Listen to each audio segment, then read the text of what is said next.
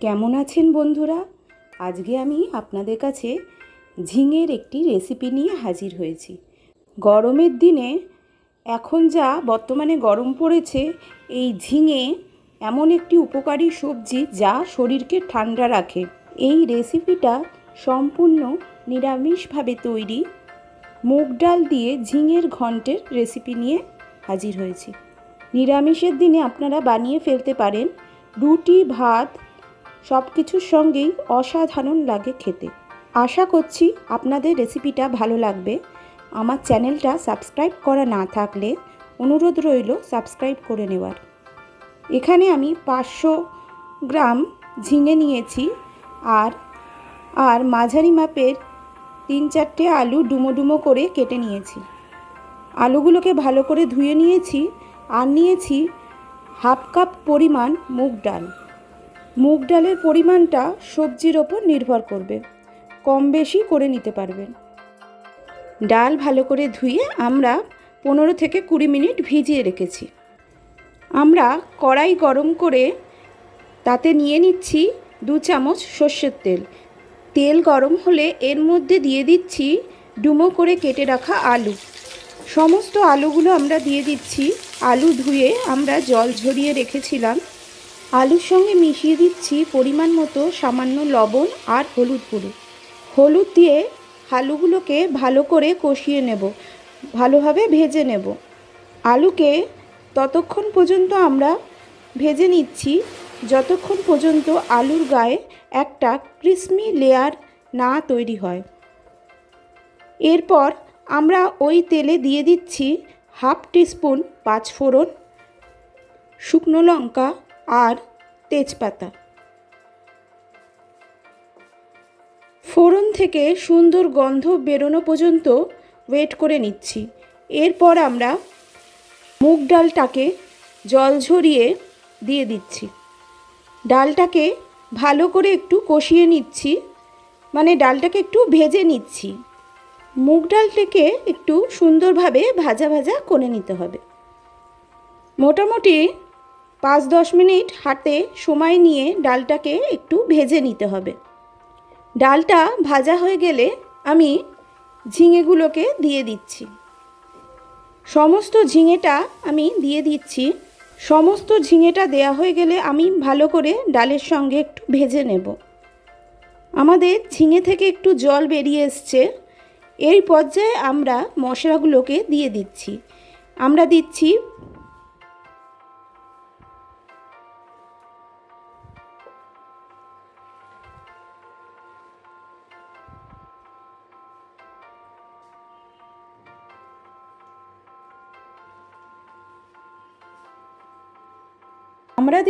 প্রথমে লবণ 1 চা চামচ, আপনার পরিমাণ মতো স্বাদ অনুযায়ী লবণটা দেবেন।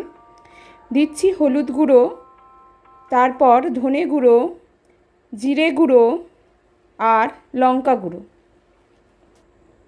দিয়ে ভালো করে আমরা কষিয়ে নিচ্ছি। মশলা দিয়ে ভালো করে কষিয়ে নিচ্ছি।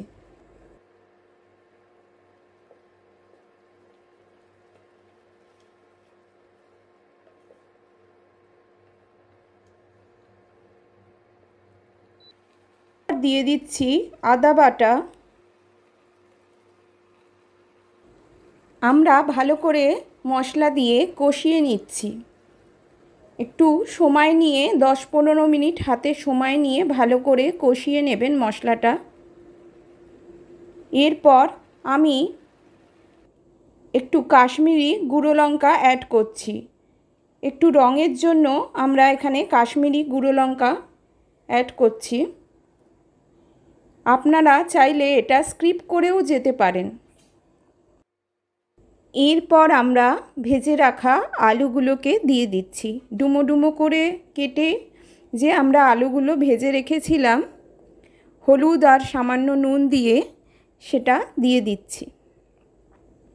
আমরা মশলার সঙ্গে আলুগুলোকে বেশ কিছুক্ষণ কষিয়ে নেব। ভালো করে একটু হাতে সময় নিয়ে মশলার সঙ্গে আলুগুলোকে একটু কষিয়ে নেবেন।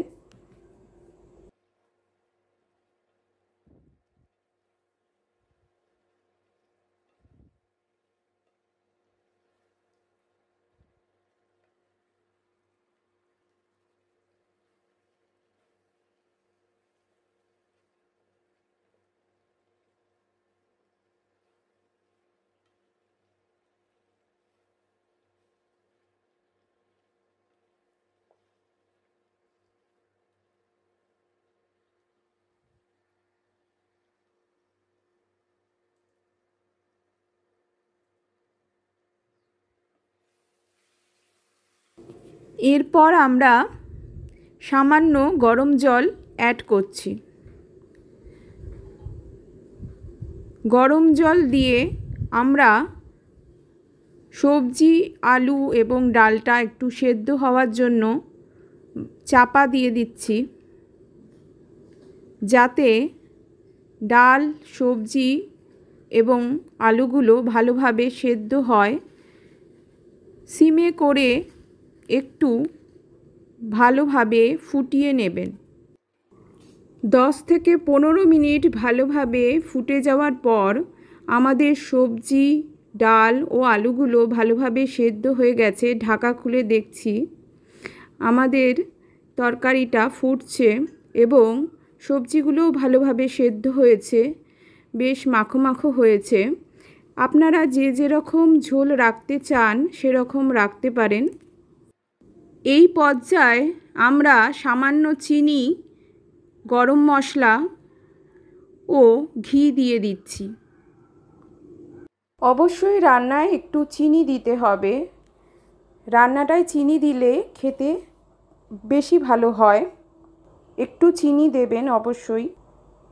একটু 2-4 মিনিট ফুটিয়ে নিয়ে আমাদের রেসিপিটা রেডি হয়ে গেছে। সামান্য একটু ঝোল রাখবেন। ডাল দেওয়ার কারণে ঠান্ডা হয়ে গেলে তরকারিটা আরও বসে যায়।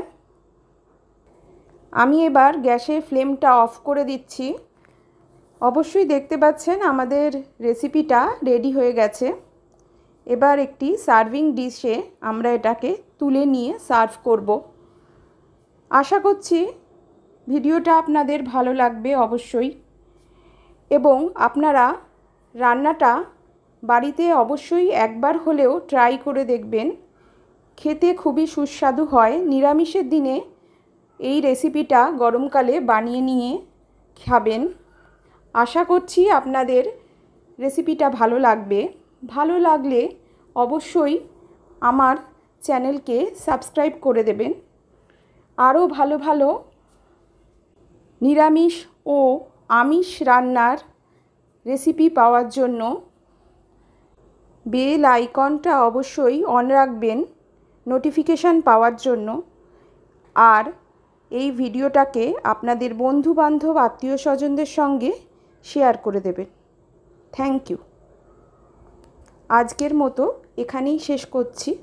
ফিরে আসবো আরও নতুন নতুন রান্নার রেসিপি নিয়ে।